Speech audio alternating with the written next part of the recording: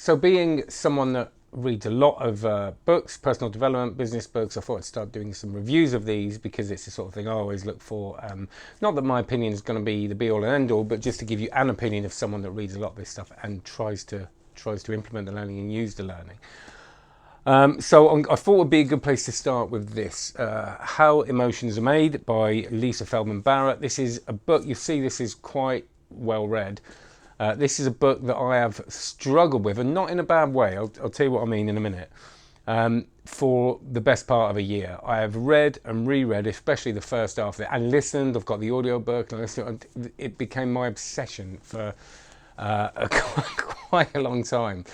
And the reason is, well, I'll go into the reason in a minute, but I'll tell you what it's about. That might be, of course, fairly obvious what it's about by the title. It's not ironic or anything. It is about how we make emotions. But I do a lot of work on emotions and where our decisions and thought process come from with certain big decisions that we make. And in business, this is obviously huge with training.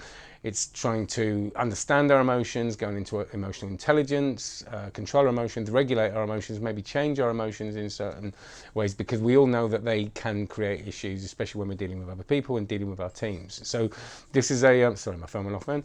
This is a really big thing for me, and even bigger because I've been using stuff in training that I know makes sense to me and I know has a certain amount of scientific backup, but I hadn't seen any recent science on it until I read this. And this is arguably the most recent neuroscience there is on creation of emotions and, of course, where our actions come from.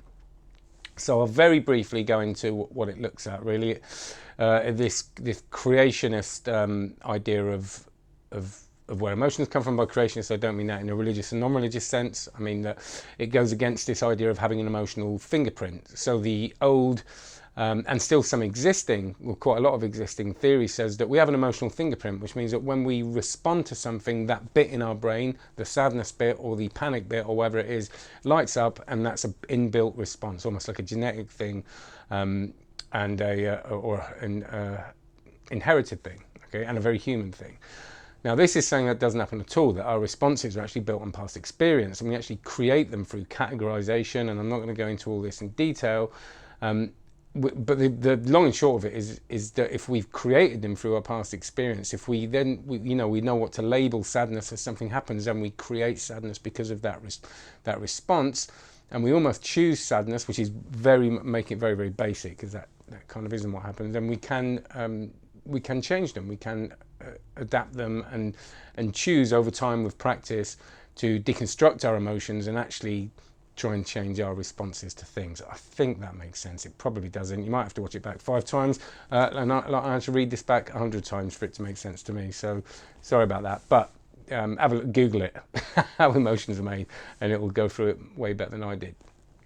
But the importance of this is that it provides a backup for some of the stuff a lot of us have been saying for a long time, is that we can, with work and habit, start to consider and think about how we respond to things and change them with an understanding that we built that response somewhere in our history, in our lives, and therefore, we can uncategorize them and we can call them something else. And one of the big things that I've tried to do a lot is, that idea of panic when I'm doing a presentation or a show or a performance, to actually call that something else. Actually, no, it doesn't have to be panic. That's through my past experience. I panic because we've all been told that performing is nerve-wracking and public speaking is nerve-wracking, but to take that emotion and call it something else and say, actually, what about excitement? And what about if I just totally reframe this and use it in a different way? And then it links to emotional intelligence and all that kind of stuff.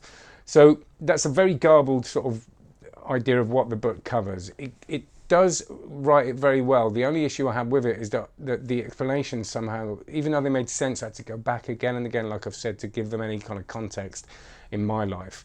And that isn't that the context isn't there. It's full of examples, but I just wanted to know how to communicate it. And I'm still, as you can see, struggling with it. But it's something I want to take straight into my training with permission. So I think when you feel anxious, angry, happy, or surprised, what's really going inside of you? And that's kind of what it covers, really, and that's very important for a lot of us. So I reckon, have a look at it. I'd love to know what your thoughts are, and if you've read it, I'd love to know what your thoughts are. I think that is it's just gold to me. That's why I read it so many times. There's so much in there that can finally provide a kind of scientific,